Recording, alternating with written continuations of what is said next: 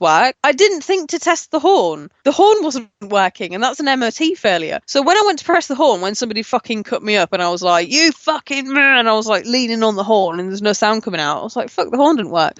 So a couple of months ago, I took it to the garage that I go to, and I was like, "You just give the car a service." It was only serviced like 6 months ago, but the horn's not working. And they're like, "Yeah, no problem." So and I said, "Oh, there's a bit of noise coming out the old exhaust as well. I think there's a hole in it." And he was like, "Okay, I'll have a look." So I had a look at the exhaust, and they were like, "Yeah, the whole exhaust is probably going to have to come off because there is a hole, but I think there's a deeper problem than that." And I know these guys really well, so they would never fuck me over. Like when everything had been looked at and sorted, he didn't even charge me for anything that he'd looked at because he hadn't had to fix anything. Didn't charge, so I bought him a bag of cookies. That's nice. But then he said, "Yeah, and you've got an oil leak from the engine." He said, "But unfortunately, it's not something we can fix. We'll have to take the I think it was a leak from the gearbox or something." He was like, "We'll have to take that off and send it away to be repaired and come back, and that'll be about £400-500." Oh, I was like, my God, no! Fuck me. So the exhaust was probably going to be about 100. So take it off, look at it, patch it, or swap out some of the bits. The oil leak problem was going to be a couple of hundred. And then he was like, "Do you know that your temperature gauge doesn't work?" I was like, "No, I just assumed that the engine temperature was fine because the needle never moved."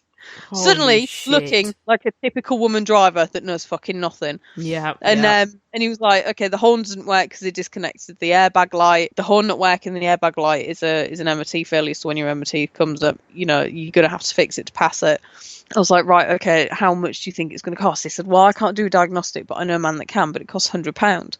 He said it could be a simple fix, it could be a difficult fix." And I thought, right, okay, for £100, like the leak wasn't bad enough to really need it looking at that point. So I thought, well, the leak I can leave, hole in the exhaust I can leave, but I need to make sure the horn works. So I thought, I can do these bits later down the line. It was a good car. I got it for a good price.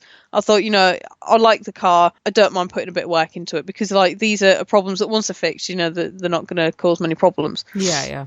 So I got the diagnostic done, and they were saying, yeah, the whole operations panel needs replacing because they don't make the parts anymore that we would need to fix it, and that is like the worst thing that you can hear. Yeah, mechanically everything else perfectly fine, but because somebody fucked with the electrics and they'd done it on purpose to bodge it through the last MOT, it was fucked. And they said, what you'll have to do is go to a breaker's yard, find a panel that fits this car, but there's no guarantee that when you find that panel, there isn't going to be a problem with it.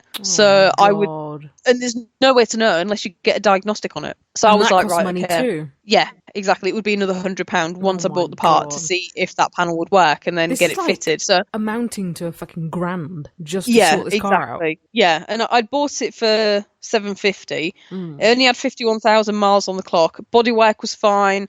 Interior was amazing condition. Without all those problems, it would have easily been worth about £1,500, even though it was quite an old car because everything in it was so good. So at this point, I think I've got to sell this fucking car. I need to get rid of it. The MOT's running out. Nobody wants to buy a car with a short MOT because it's just that that there's a problem.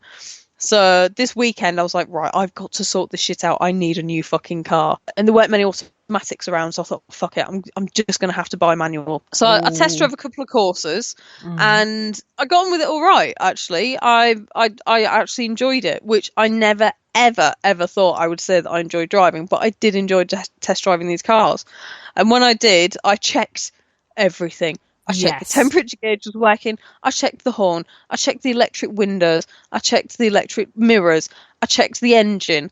I was listening to it. I was checking the oil. I was looking underneath. I was looking for rust. I looked like a fucking pro when I was looking at these cars. Good on you, girl. I was looking at everything. I was looking at everything. I was looking under the wheel rims. I was testing the brakes. I was looking at the tyres. I was checking. I looked like I was there with purple hair, looking like a fucking maniac, but I looked like I knew what I was doing. And I went and looked at one, and the indicator stalk didn't cancel, and there were a couple of further issues, and I was like, no, there's too many problems on this car. So I went to a dealership and I said, look, I need to part exchange this. And they were like, oh, it's a Persian, it's automatic. I was like, we've got one of those already and we don't really sell them that often. And they said I could only give you trade price, and that's not going to be very good. And I think they were only going to be able to offer me like 200 quid for the car. Are you kidding I'd paid me? 750. I'd already put on 2 new tyres and paid for this diagnostic. So it was already totaling up to £1,000, and I was like, shit. And the thing is, if they had looked at it and if they'd got one of their engineers to go over it, they would find all the problems, and then they probably wouldn't give me a fucking thing for it. So I had I had a big decision to make. Sell the car and just don't tell anyone what the problems are, which is what I did. You didn't. I did. I got 400 quid for it. Cass, you didn't. Oh my god, In fairness, they had the same opportunity as I did to look over the car. They didn't test the horn. In fairness, no. Look, the guy came. He said that he knows cars. He was like, yeah, I've dealt in car sales before. It's a nice, tidy little car. I was like, we'll take it for a drive. He was like, no, it's fine. I offered him. I said, take it for a drive. He didn't want to. Didn't even want to take it for a fucking drive. That is not my problem. I did tell him that the exhaust had a hole in it, though, which is why I knocked 100 quid off. I was going to try and sell 5. And I was like, oh, there's a bit of a hole in the exhaust. He was like, yeah, I spotted that. So I immediately looked trustworthy. Cass. Okay, I'm not even fucking sorry. I know you're not. Okay, so He had every opportunity to look at the car. If he tested the horn, if he had pressed that horn, he would have known. There was a fucking problem with it. Yeah. Okay, exactly, so but he did quid. I did, and then I went back to the dealership where I saw this yellow Corsa, which is like it's like a mustardy yellow, and Bumblebee. No, it's not even that good a yellow. Oh. It's kind of like a goldy yellow, but I like it because I love an ugly car. I really do love an ugly car, and it's 2 years newer than the other one, but it's really, really nice to drive, and I'm really, really quite pleased with it. And I will do, yeah. Annoyingly, they took it down off Auto Trader, so I can't send you those, but I'll send you the one that I sent to Mather. But you need to learn to drive, man. You do. I do. I'm telling you, this year is my year. Like, I'm gonna get a form from the post office. I will tell you, it's horrific. My housemate Sam. Good. Oh god, I don't understand why people enjoy it. Like, I enjoy it now, but it's taken me like 5 years to get there. Like, my housemate Sam has just passed his test. He fucking loves driving. I would drive from my house to my mate's house, which is like 2 miles, and I would be sweating the entire way. Like, the car would be like a fucking fish tank on the inside because I'd sweated so much. And you being just fucking going to my mate's house. Mm-hmm. He went like all the way to Manchester and back in a car, like on the motorway and everything. Like 2 weeks after he passed his test, I'm like, "You're a cunt! I fucking hate you." No, it was ridiculous. I'm like, what is wrong with you? And I've only just driven on a motorway in the last couple of weeks. Wow, I'm just a fucking pussy. I'm glad you said it. Well, what can I say? But yeah. So I put my car in Gumtree, and within 2 hours I'd sold it. Hey, well done. Because people are always going on about how it's difficult to sell your car, and it's better to do part exchange. If you put it on there, if you put it on there for the right price and lie about it, you can do anything you fucking want. Okay, so if you're listening, do not go by Tash's shit advice just there. Don't do it. Okay. That is not my name. No. What did you say?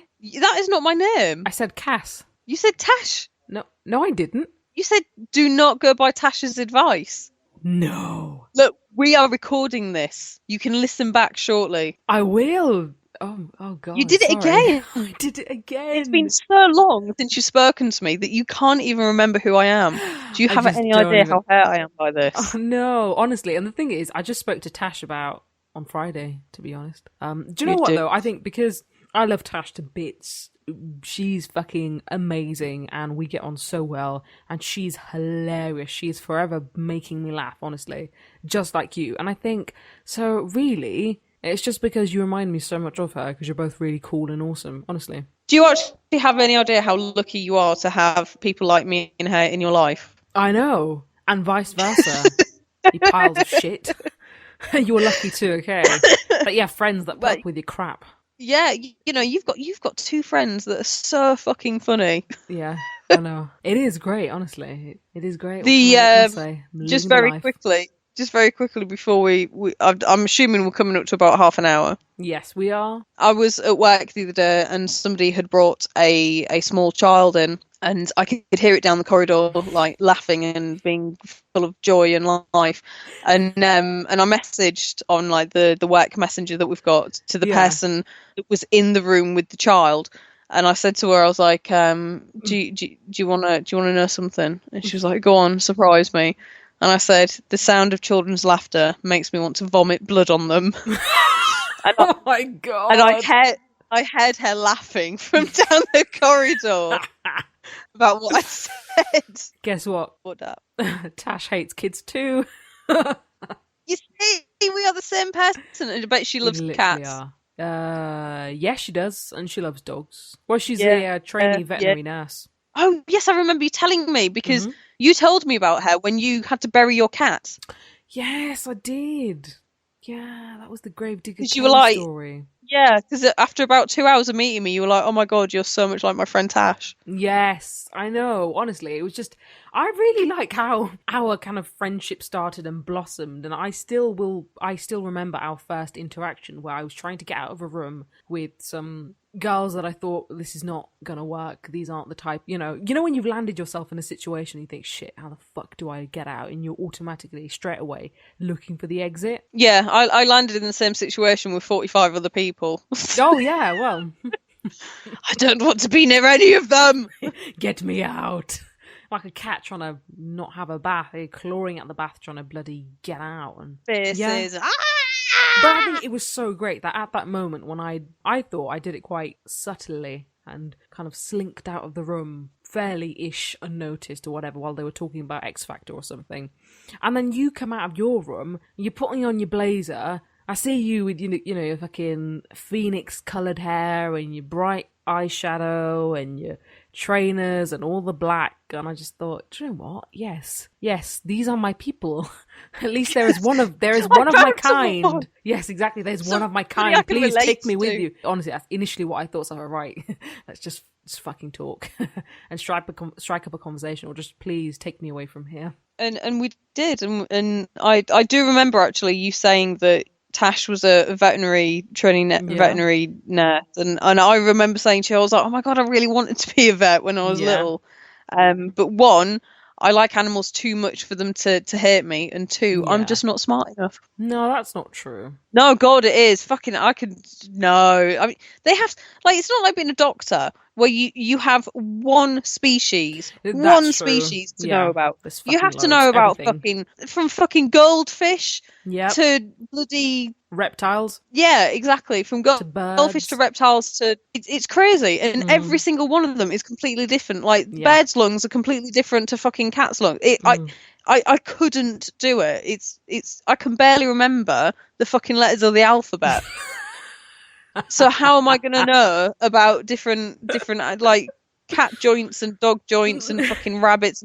I found out the other day, somebody had written on one of the Gossip Girl pages on Facebook that one of their hamsters, I think, had a hysterectomy. Wow. I haven't heard of a hamster having a hysterectomy before. No, I hadn't. She was like, oh yeah, I remember when I had to take my hamster in for a hysterectomy. Like, don't get me wrong, I love animals to fucking bits. And it's not as if I don't know how animals reproduce, but I was just like, hamster can have a hysterectomy? Yeah. What the fuck? I know. I bet the hamster will be down the hamster little bar with his nuts and stuff. Well, without his nuts now. And kind of talking to all the other ones. Hysterectomy's lady bits, like ovaries and everything. Oh. So you couldn't be a vet. Well, no, this is why I didn't take see why it's so much more it wasn't castrated, it was a hysterectomy. Like, hamsters are fucking tiny. They must have needed like a fucking magnifying glass to find those ovaries, because you could mistake ovaries for a fucking kidney. Yeah, pretty much, because they're so tiny. But see, I know that obviously you get that done to a lot of male animals where you just, cut off their balls and castrate them and, tie their bits up and stuff. But yeah, that's kind of normal. It's really, really rare for them to do it to a female. Well, especially if it's a hamster, because they do it to bitches. Yeah, well, I think it's because it had like ovarian cancer or something. Oh, no. So they gave it a hysterectomy. How fucking mental is that? Yeah. Do you remember the Littlest Pet Shop? Yeah. It would have been like, I can only imagine like a normal sized human, but with like borrower sized like surgery oh my equipment. god! The borrowers, I love them. Oh dear. They're brilliant. It was just bizarre. I mean, don't get me wrong, I would love an animal. If I had a hamster, I would probably do the same. But I just found it fucking amazing and hilarious that this woman had to give her fucking hamster a